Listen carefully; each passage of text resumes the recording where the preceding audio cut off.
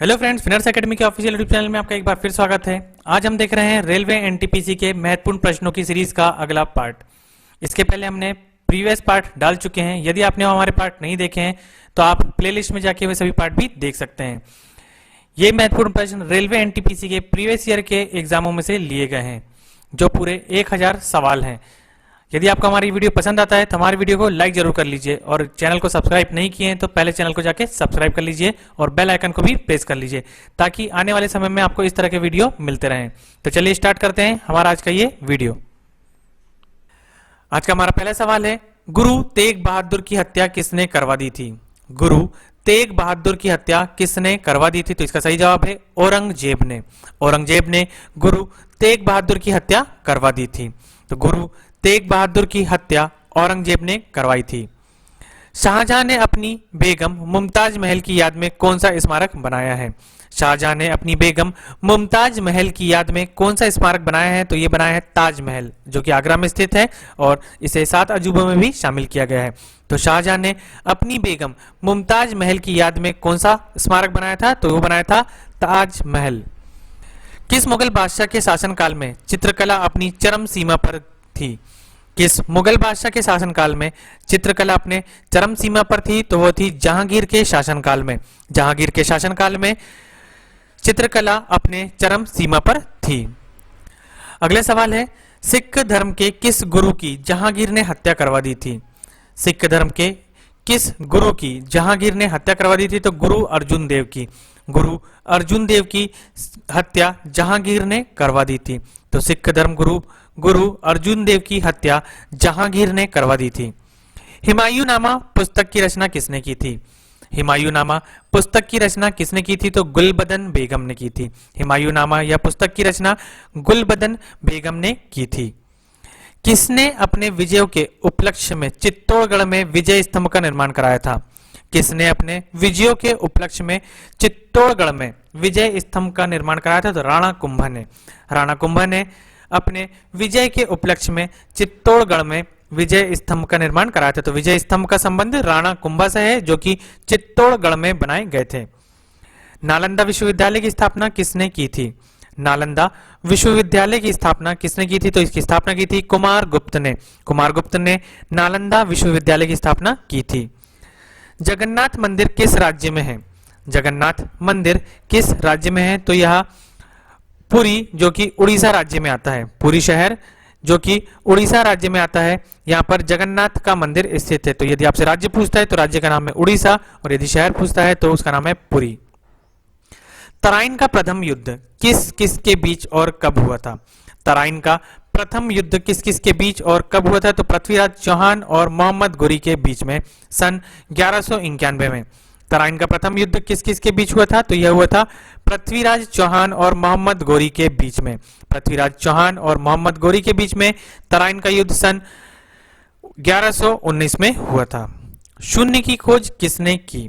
शून्य की खोज किसने की थी? तो इसकी खोज की थी आर्यभट्ट ने। आर्यभट्ट ने शून्य की खोज की थी। सिकंदर किसका शिष्य था? सिकंदर किसका शिष्य था? या फिर यह सवाल पूछा जाता है कि सिकंदर के गुरु का नाम क्या था? तो सिकंदर अरस्तु का शिष्य था, या फिर अरस्तु सिकंदर के गुरु थे। किसी भी तरह से आपसे सवाल पूछा जाएगा, उसका जवाब यही होगा कि सिकंदर अरस्तु के शिष्य थे और अरस्तु सिकंदर के गुरु थे। सिकंदर का सेनापति कौन था? सिकंदर का सेनापति कौन था? तो इसके सेनापति का नाम है सेल्यूकस निकेटर। सेल्यूकस निकेटर यह सिकंदर का सेनापति था। गुप्त वंश का संस्थापक कौन था? तो गुप्त वंश का संस्थापक श्रीगुप्त था।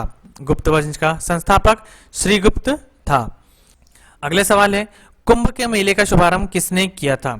कुंभ के मेले का शुभारंभ किसने किया था? तो इसका सही जवाब है हर्षवर्धन ने।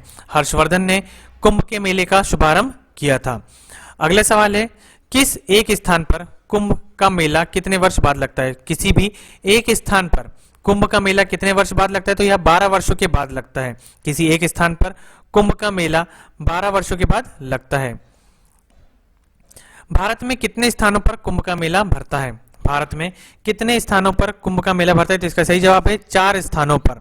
भारत में 4 स्थानों पर कुंभ का मेला भरता है, और वो 4 स्थान के नाम है हरिद्वार जो कि गंगा नदी के किनारे बसा हुआ है, इलाहाबाद यह गंगा और यमुना के संगम पर है, उज्जैन जो कि शिप्रा नदी के किनारे बसा है, और नासिक जो कि गोदावरी नदी के किनारे बसा हुआ है। तो भारत में 4 स्थानों पर कुंभ का मेला भरता है। गंगा नदी के किनारे बसा हुआ हरिद्वार, गंगा यमुना के संगम पर बसा हुआ इलाहाबाद, शिप्रा नदी के तट पर बसा हुआ उज्जैन और गोदावरी के तट पर बसा हुआ नासिक शहर। तो हरिद्वार, इलाहाबाद, उज्जैन और नासिक इन स्थानों पर कुंभ का मेला भरता है। अजंता की गुफाओं में चित्रकारी किस धर्म से संबंधित है?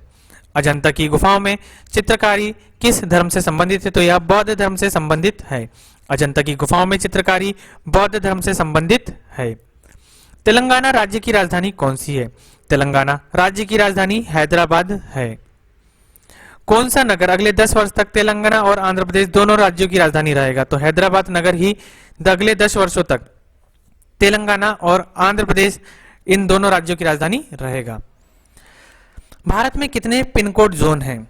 भारत में कितने पिन कोड जोन हैं? तो यह इनकी संख्या है 9। भारत में 9 पिन कोड जोन हैं। भारत में डाक सूचकांक प्रणाली, पिन कोड प्रणाली, भारत में डाक सूचकांक प्रणाली जिसे हम पिन कोड प्रणाली कहते हैं, इसका शुभारंभ कब हुआ था? तो भारत में पिन कोड प्रणाली का शुभारंभ 1972 ईस्वी में हुआ था। भारत में पिन कोड प्रणाली जिसे हम डाक सूचकांक प्रणाली भी कहते हैं, इसका शुभारंभ 1972 में हुआ था। भारत का सबसे बड़ा सार्वजनिक उपक्रम कौन सा है? भारत का सबसे बड़ा सार्वजनिक उपक्रम कौन सा है? तो इसका नाम है भारतीय रेल। भारतीय रेल भारत का सबसे बड़ा सार्वजनिक उपक्रम है। भारत और पाकिस्तान के बीच चलने वाली रेलगाड़ी कौन सी है? भारत और पाकिस्तान के बीच चलने वाली रेलगाड़ी का नाम है समझौता एक्सप्रेस और थार एक्सप्रेस। भारत और पाकिस्तान के बीच चलने वाली रेलगाड़ी का नाम है समझौता एक्सप्रेस और थार एक्सप्रेस। भारत में प्रथम विद्युत रेल कब चली थी? भारत में प्रथम विद्युत रेल कब चली थी? तो इसका सही जवाब है 1925 ईस्वी में, जिसे डेक्कन क्वीन के नाम से जानते हैं। डेक्कन क्वीन भारत में प्रथम विद्युत रेल थी जो सन 1925 ईस्वी में चली थी। भारत में कुल कितने रेल मार्ग है? भारत में कुल रेल मार्ग की लंबाई कितनी है? भारत में कुल रेल मार्ग की लंबाई कितनी है? तो इसका सही जवाब है 63,974। 63,974 भारत में कुल रेल मार्ग की लंबाई है। तो 63,974 किलोमीटर की भारत में रेल मार्ग की लंबाई है। भारत की सबसे लंबी रेल सुरंग कौन सी है? भारत की सबसे लंबी रेल सुरंग पीर पंजाल सुरंग, पीर पंजाल सुरंग यह जम्मू कश्मीर में स्थित है और यह भारत की सबसे लंबी रेल सुरंग में से एक है। क्षेत्रफल की दृष्टि से भारत का सबसे बड़ा जिला कौन सा है? क्षेत्रफल की दृष्टि से भारत का सबसे बड़ा जिला लद्दाख। क्षेत्रफल की दृष्टि से भारत का सबसे बड़ा जिला लद्दाख। कौन सा महाद्वीप हिमाच्छिद जिसे हम बर्फ से ढका हुआ कहते हैं यह है? हिमाच्छिद का मतलब होता है बर्फ से ढका हुआ। तो कौन सा महाद्वीप पूर्णतः बर्फ से ढका हुआ है? तो यह अंटार्कटिका का महाद्वीप। अंटार्कटिका महाद्वीप या हिमाच्छिद जिसे हम बर्फ से ढका हुआ कहते हैं। तो हिमाच्छिद बर्फ से ढका हुआ यह महाद्वीप अंटार्कटिका महाद्वीप है। पृथ्वी तल पर कितने प्रतिशत भाग महाद्वीप का विस्तार भूभाग पाया गया है? पृथ्वी तल पर कितने प्रतिशत भाग महाद्वीपों का विस्तार, मतलब पृथ्वी का कितना प्रतिशत भूभाग महाद्वीपों का भाग है? तो यह है 29.2%। पृथ्वी तल पर 29.2% भाग महाद्वीप का विस्तार इसमें पाया जाता है। तो महाद्वीप का विस्तार 29.2% का है। भारत व बांग्लादेश के बीच विवाद किन द्वीपों पर है? भारत और बांग्लादेश के बीच विवाद किन द्वीपों पर है? तो यह है कच्चा तीवु द्वीप और न्यूमुर द्वीप। कच्चा तीवु द्वीप और न्यूमुर द्वीप, इनमें भारत और बांग्लादेश के बीच विवाद है। अगला सवाल है, भारत का उत्तर से दक्षिण तक का विस्तार कितना है? भारत का उत्तर से दक्षिण तक का विस्तार कितना है? तो इसका सही जवाब है 3,214 किलोमीटर का। भारत का उत्तर से दक्षिण तक का विस्तार 3,214 किलोमीटर का है। भारत के मानक समय में ग्रीनविच समय में कितना अंतर है? भारत के मानक समय और ग्रीनविच समय में कितना अंतर है? तो 5.5 घंटे का। 5/1/2 घंटे का मतलब 5.5 घंटे का अंतर है। भारत के मानक समय और ग्रीनविच समय में लगभग 5.5 घंटों का अंतर आता है। भारत की स्थल सीमा की लंबाई कितनी है? भारत के स्थल सीमा की लंबाई कितनी है? तो इसका सही जवाब है 15,200 किलोमीटर। भारत की स्थल सीमा की लंबाई 15,200 किलोमीटर की है। भारत की सबसे लंबी सुरंग पीर पंजाल सुरंग किस राज्य में है? अभी अभी इसका जवाब बताए थे कि पीर पंजाल सुरंग यह जम्मू कश्मीर राज्य में स्थित है और यह भारत की सबसे लंबी सुरंग है। भूवैज्ञानिकों के अनुसार आज जहां हिमालय पर्वत है वहां पहले क्या था?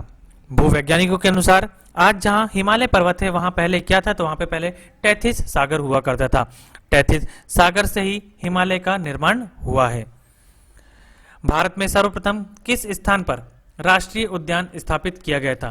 भारत में सर्वप्रथम किस स्थान पर राष्ट्रीय उद्यान स्थापित किया गया था? तो जिम कॉर्बेट नेशनल पार्क, जिसे अभी यूनेस्को में इसको यूनेस्को की तरफ से धरोहर की उपाधि दी गई है। तो यह नैनीताल जो कि उत्तराखंड में स्थित है, जो राष्ट्रीय उद्यान स्थापित हुआ था वह भारत में सर्वप्रथम जिम कॉर्बेट नेशनल पार्क था, जो कि नैनीताल उत्तराखंड में स्थित है। कौन सा अभ्यारण्य जंगली हाथियों के लिए प्रसिद्ध है? कौन सा अभ्यारण्य जंगली हाथियों के लिए प्रसिद्ध है? तो यह है पेरियार, जो कि केरल में स्थित है। पेरियार वन्य अभ्यारण्य जो कि केरल में स्थित है, यह जंगली हाथियों के लिए प्रसिद्ध है। लाहौर दिल्ली बस सेवा क्या कहलाती है? लाहौर दिल्ली बस सेवा क्या कहलाती है? तो यह कहलाती है सदा-ए सरहद। सदा-ए सरहद दिल्ली लाहौर बस सेवा का नाम है। सदा-ए सरहद दिल्ली लाहौर बस सेवा का नाम है। कोयला की सर्वोत्तम किस्म कौन सी कहलाती है? कोयले की सर्वोत्तम किस्म कौन सी कहलाती है? तो एंथ्रेसाइट। एंथ्रेसाइट कोयला की सर्वोत्तम किस्म कहलाती है। एंथ्रेसाइट कोयले की सर्वोत्तम किस्म कहलाती है। सिंधु घाटी सभ्यता में एक बड़ा स्नानागार कहाँ मिला था? सिंधु घाटी सभ्यता में एक बड़ा स्नानागार यह मोहनजोदड़ो में मिला था। मोहनजोदड़ो में एक विशाल स्नानागार था जो कि सिंधु घाटी सभ्यता से संबंधित है। तो सिंधु घाटी सभ्यता में एक बड़ा स्नानागार यह मोहनजोदड़ो में मिला था। ऑपरेशन फ्लड कार्यक्रम के सूत्रधार कौन थे? ऑपरेशन फ्लड इस कार्यक्रम के सूत्रधार डॉक्टर वर्गीज कुरियन थे। ऑपरेशन फ्लड कार्यक्रम के सूत्रधार डॉक्टर वर्गीज कुरियन थे। रबी की फसलों की बुआई कब की जाती है? रबी की फसलों की बुआई कब की जाती है? तो रबी की फसलों की बुआई की जाती है अक्टूबर, नवंबर और दिसंबर में। अक्टूबर, नवंबर और दिसंबर में रबी की फसलों की बुआई की जाती है और खरीफ की फसलों की जून से सितंबर तक की जाती है। भारतीय इतिहास में बाजार मूल्य नियंत्रण पद्धति की शुरुआत किसके द्वारा की गई थी? भारतीय इतिहास में बाजार मूल्य नियंत्रण पद्धति की शुरुआत अलाउद्दीन खिलजी के द्वारा की गई थी। भारतीय इतिहास में बाजार मूल्य नियंत्रण पद्धति की शुरुआत अलाउद्दीन खिलजी के द्वारा की गई थी। फुटबॉल का ब्लैक पर्ल काला हीरा, फुटबॉल का ब्लैक पर्ल काला हीरा किसे कहा जाता है? तो यह कहा जाता है पेले को। फुटबॉल का ब्लैक पर्ल मतलब काला हीरा या पेले को कहा जाता है। किस खेल में फ्री थ्रो शब्द का प्रयोग किया जाता है? किस खेल में फ्री थ्रो इस शब्द का प्रयोग किया जाता है? तो बास्केटबॉल में इसका प्रयोग किया जाता है। बास्केटबॉल में फ्री थ्रो इस शब्द का प्रयोग किया जाता है। किस भारतीय राज्य को पोलो खेल का उद्गम माना जाता है? किस भारतीय राज्य को पोलो खेल का उद्गम माना जाता है? तो यह राज्य का नाम है मणिपुर। मणिपुर राज्य को पोलो खेल का उद्गम स्थान माना जाता है। गेमीबट शब्द किस खेल से जुड़ा है?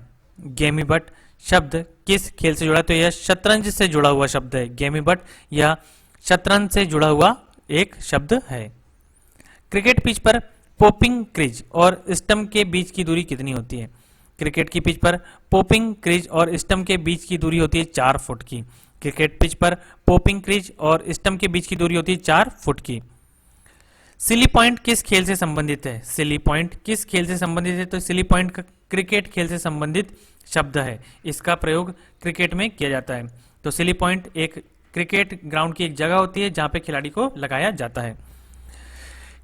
किस देश की टीम ने फुटबॉल का विश्व कप 5 बार जीता है?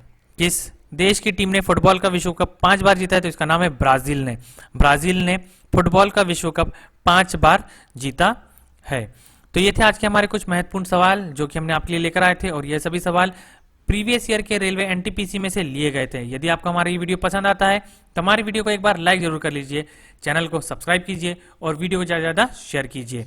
तो मिलते हैं अगले वीडियो में। Thank you.